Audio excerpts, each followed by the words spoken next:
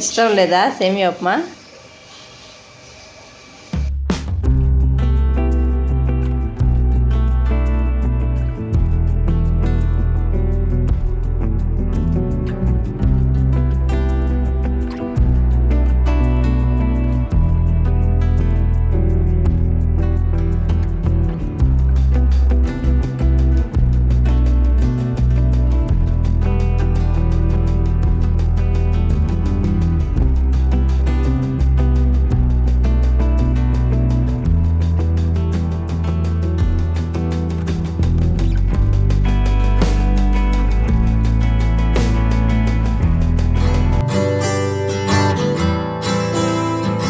Hello అందరికీ, welcome back to my channel దునియా అమ్మాయి vlogs. ఎలా ఉన్నారు?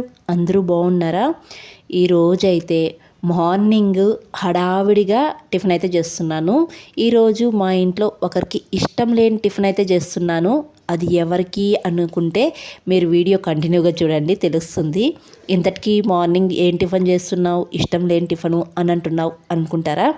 ఈరోజైతే సేమియా ఉప్మా చేస్తున్నాను. నేను ముందుగానే రవ్వ అయినా లేకపోతే సేమియా అయినా వేయించి స్టోర్ చేసి పెట్టుకునేస్తాను. ఎప్పుడైనా మార్నింగ్ పని ఉన్నప్పుడు, హడావిడిగా ఉన్నప్పుడు, ఒకవేళ నిద్ర లేట్గా లేచినప్పుడు టిఫిన్ తొందరగా చేసేయచ్చని ఇలా వేయించి పెట్టుకుంటాను అనమాట. ఈరోజైతే నేను కొంచెం టైం అయిపోయిందనమాట. అప్పటికే 7 అయిపోయింది. 7:30 అంతా మా హస్బెండ్ అయితే బయలుదేరుతారు. ఇంకా తొందరగా అయిపోతుందని ఒక సేమియా ఉప్మా చేశాను. అది చేసినందుకు మా బబ్లు ప్రవర్తన ఎలా ఉంటుందో మీరే చూడండి. ఇదే కాదు, రవ్వ ఉప్మా కూడా తినడనమాట. బాగా సతాయిస్తాడు ఈ విధంగానే. సరే తిను బబ్లు, నువ్వు తిను బబ్లు.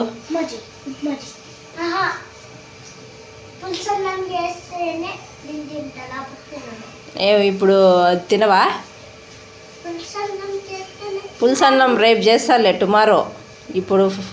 ఇప్పుడు టిఫిన్ వచ్చి సేమియా ఉప్మా తిను. తినరా, ఎందుకట్ట చూస్తానువా?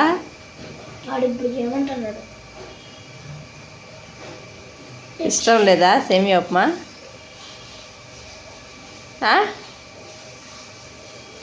అట్టంటే ఇట్లా కొద్దిగానే వేసిన తిను. రోజు నిన్న చపాతీ చేసిన, మొన్న పూరీ చేసిన, ఇట్లా అన్నీ చేస్తాను. ఉప్మా ఒక్కరోజు చేస్తే తినకపోతే ఎట్లా? తిను. వారానికి ఒక్కరోజే కదా సేమియా ఉప్మా. వారానికి ఒక్కరోజు 1000 సార్లు చేసేవాడు చూడు, ఒక రోజుకే తినలేకపోతున్నాడు. తిన్నైనా తిను.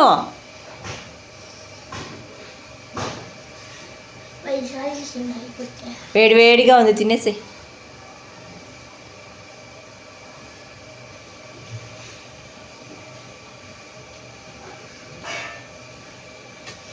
చూసారు కదా ఎలా అంటున్నాడో. వారానికి ఒక్కసారి కాదు కదా, నెలకు ఒక్కసారి కూడా తిన్నాడు. ఆ ఉప్మా జోలికే పోడు. ఇంకా అందుకనే వీళ్ళ కోసం నేను ఇలా హెల్తీగా ప్రోటీన్స్ ఉండే రెసిపీ అయితే చేస్తున్నాను. ఒక్కసారి పిండి రుబ్బుకుంటే చాలు 3 రెసిపీస్ అయితే చేసుకోవచ్చు. మా ఇంట్లో కూడా చాలా ఇష్టంగా తింటారు. నాకు కూడా పని ఈజీగా ఉంటుంది మార్నింగ్ లేచినప్పుడు. ఎందుకంటే ఒకసారిగా రుబ్బు పెట్టుకుంటే పిండి 3 రెసిపీస్ చేసుకోవచ్చని. ఇంకా నేను వీటిలో ఏమేమి వేస్తున్నాను అనేది క్లియర్గా చూపిస్తున్నాను. జొన్నలు, అటుకులు, పెసరపప్పు, పొట్టు పెసరపప్పు తీసుకున్నాను.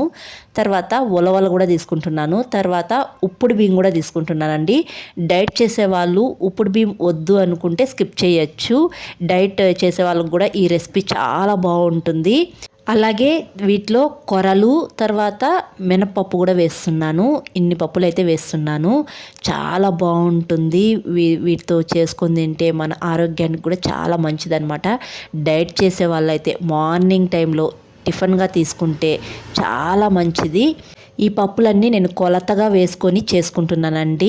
ఒక 2 పప్పులు తప్ప మిగతా పప్పులన్నీ నేను 1 కప్పు వేసుకున్నాను. మినప్పప్పు, తర్వాత ఉలవలు 1/2 కప్పు వేసుకున్నాను. ఈ 2 మాత్రమే 1/2 కప్పు వేసుకొని అన్నీ బాగా కడిగి నానబెట్టుకుంటున్నాను. ఒక 4 గంటల సేపు నానబెట్టుకోవాలి. ఈ ఉలవలు మాత్రం తనిగా నానబెట్టుకుంటున్నానండి కడిగి. ఎందుకంటే ఉలవలు గాలించుకోవాలి, ఎందుకంటే వాటిలో రాళ్ళు ఉంటాయి. మిగతా వాటిలో మనకు రాళ్ళు ఏమి ఉండవు. ఈ ఉలవల్లో మాత్రం రాళ్ళు ఉంటాయి, అందుకే వీటిని తనిగా నానబెట్టుకున్నాను. 4 గంటల తర్వాత వీటిని మిక్సీ పట్టించుకోవచ్చు, లేకపోతే గ్రైండర్లో వేసి గ్రైండ్ చేసుకోవచ్చు. నాకు మిక్సీ కన్నా గ్రైండరే వేసుకుంటే బాగుంటుంది అనిపిస్తుంది. మనము ముందుగా పప్పులన్నీ నానబెట్టుంటాం కదండి, ఆ వాటరు తీసేసి మళ్ళీ వేరే వాటర్ వేసుకొని ఒకసారి బాగా కడుక్కోవాలండి. ఈ పప్పులన్నీ కడుక్కున్న తర్వాత ఈ మనము తనిగా నానబెట్టుకున్నాం కదా ఉలవలు, వాటిని కూడా గాలించుకోవాలి. రాళ్ళు ఏమీ లేకుండా క్లీన్గా శుభ్రం చేసుకొని మిగతా పప్పుల్లో కలబోసేసేయాలి. కలిపేసి బాగా తర్వాత గ్రైండర్కి వేసుకోవడమే. గ్రైండర్కి వేసుకునేటప్పుడు కూడా మరీ మెత్తగా లేకుండా, అలా అని పలుకులుగా లేకుండా మీడియంగా గ్రైండ్ చేసుకోవాలి. మరి లూజ్గా కూడా పిండి ఉండకూడదండి. కొంచెం గట్టిగా చేసుకుంటే మనం చేసుకోవాల్సిన రెసిపీస్ 3 రెసిపీస్ కూడా కరెక్ట్గా మనం బాగా చేసుకుంటాము.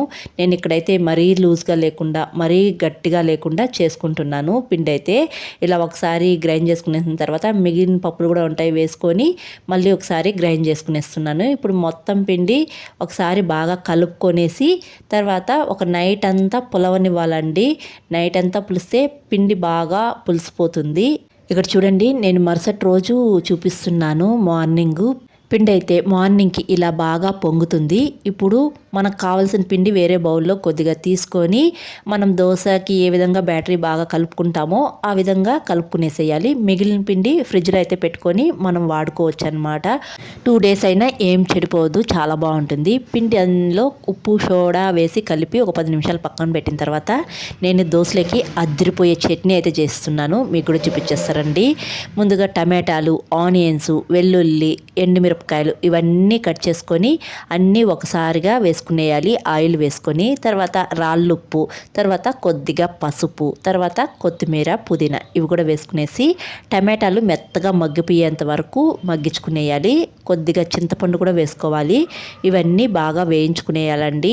ఈ చట్నీ దోశలకైతే చాలా బాగుంటుంది. ఈ దోశలకైతే సూపర్గా ఉంటుంది. మీరు తప్పకుండా ట్రై చేయాల్సిన చట్నీ అనమాట. ఈ విధంగా మెత్తగా మగ్గిపోయిన తర్వాత చల్లారిన తర్వాత మిక్సీ జార్లో వేసుకొని మెత్తగా మిక్సీ పట్టించుకోవడమే, అంతే. చట్నీ రెడీ అయిపోయింది. సూపర్ చట్నీ అండి, చాలా బాగుంటుంది.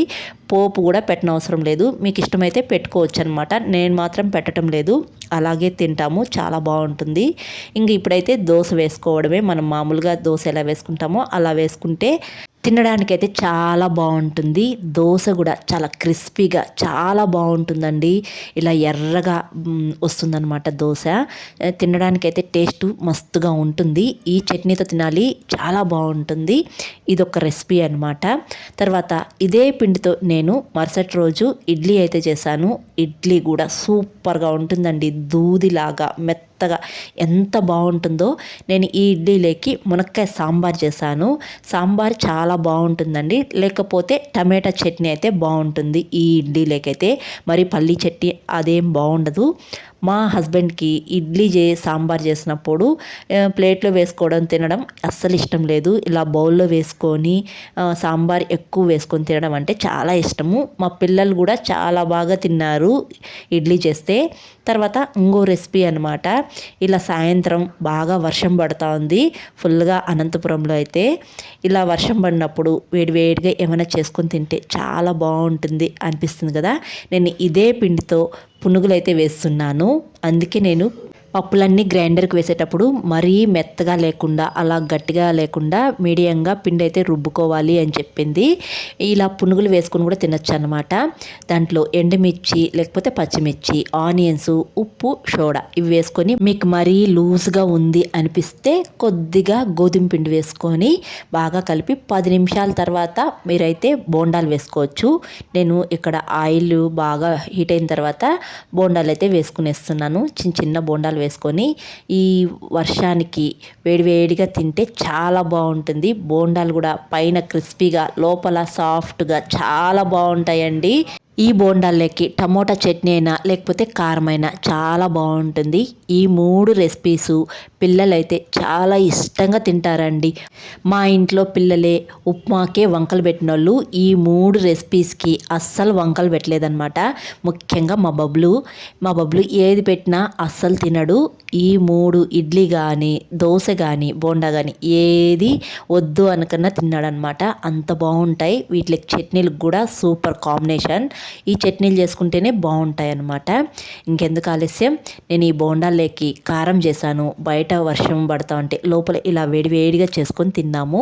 ఇంకెందుకు ఆలస్యం, మీరు కూడా తప్పకుండా ఒకసారిగా ఇలా పిండి రుబ్బుకొని 3 రెసిపీస్ అయితే చేసుకోండి. మీ ఇంట్లో వాళ్ళు కూడా చాలా బాగా ఎంజాయ్ చేస్తారు. ఇంకా ఈవినింగ్ బోండాలతో పాటు ఆఫ్టర్నూన్ చేసిన రైస్ మిగిలితే ఆ రైస్తో నేను పులిహోర అయితే చేసేసాను. ఇంకా మా ఇంట్లో ఈవినింగ్ ఇలా వచ్చిన తర్వాత డిన్నర్కి బోండాలు పులిహోర అయితే చేసి పెట్టేశాను. ఈ వీడియో అయితే ఇక్కడితో ఎండ్ చేస్తున్నానండి. వీడియో నచ్చితే ఒక లైక్ చేసి, కొత్తగా ఎవరైనా మన ఛానల్ చూస్తుంటే సపోర్ట్ చేసి సబ్స్క్రైబ్ చేయండి. మీరు చేసే ఒక లైక్ నాకు మోర్ వీడియోస్ చేయడానికి ఎంకరేజింగ్గా ఉంటుంది. మరొక మంచి వీడియోతో కలుద్దాం. అంతవరకు to follow Duniya my vlogs. Thanks for watching. See you all. Bye.